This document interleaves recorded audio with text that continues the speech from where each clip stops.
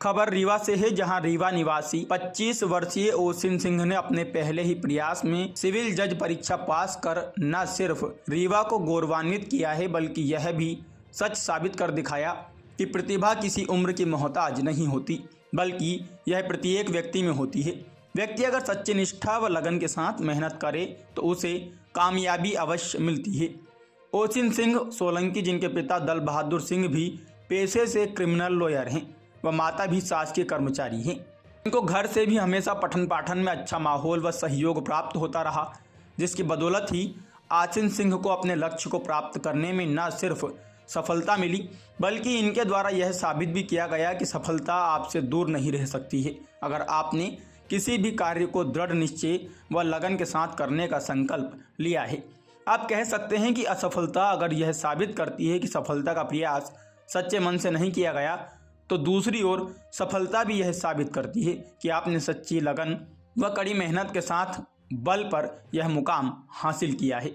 ओसिन सिंह सोलंकी को मिली इस उपलब्धि से न सिर्फ समूचा रीवा गौरवान्वित है, बल्कि उनकी सफलता युवाओं के लिए भी एक मिसाल बनेगी व समाज का युवा वर्ग भी इससे प्रेरित होकर सफलता की नई इबारत लिखने की ओर तत्पर हो सकेगा। देखिए हमारे रीवा संवाददाता इजराइल खान की रिपोर्ट। क्या नाम है आपका? ओसिन सिंह सोलंकी। सिविल जज का एग्जाम क्लियर किया आपने? जी। कितनी मेहनत करनी पड़ी और इससे मतलब माता पिता का कैसा सहयोग मिला आपको?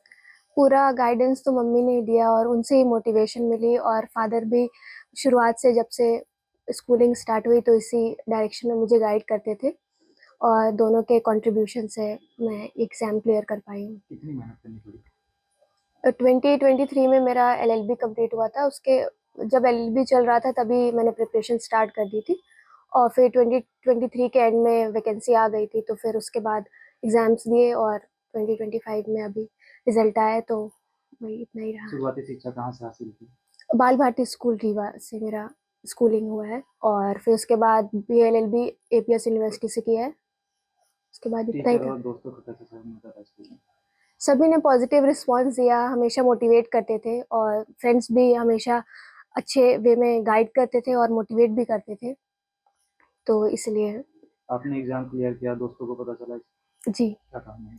सबने अच्छा कहा कि तुमसे उम्मीद थी, एक्सपेक्टेशंस थी, और एक पॉजिटिव वे में उन्होंने रिएक्शंस दिए, तो मुझे भी अच्छा लगा। परिवार में कौन कौन है?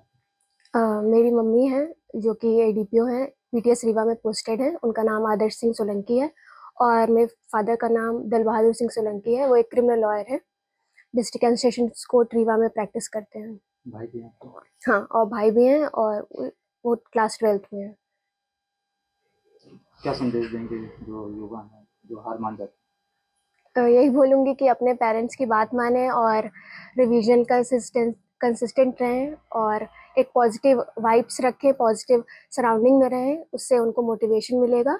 और जब भी ऐसा लगे कि नेगेटिविटी आ रही है तो अपने बड़ों से डायरेक्शन लें और उनकी बात मानने की कोशिश करें, ये बोलूँगी। माता पिता का कैसा सहयोग मिलता?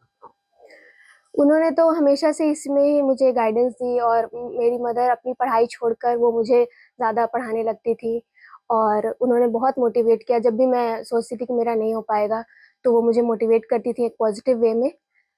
इसी तरह से उनका कंट्रीब्यूशन पढ़ाई रहा। कितने घंटे करती थी और मोबाइल कितने यूज़ करती थी?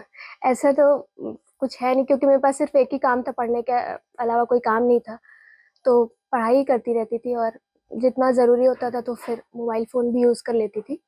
कितने घंटे की पढ़ाई करती थी? ऐसा स्पेसिफिक घंटे का कोई वो नहीं है, सबका अपना रूटीन होता है, उसको ही मैंने फॉलो किया। कौन-कौन से पेपर दिए हैं आपने?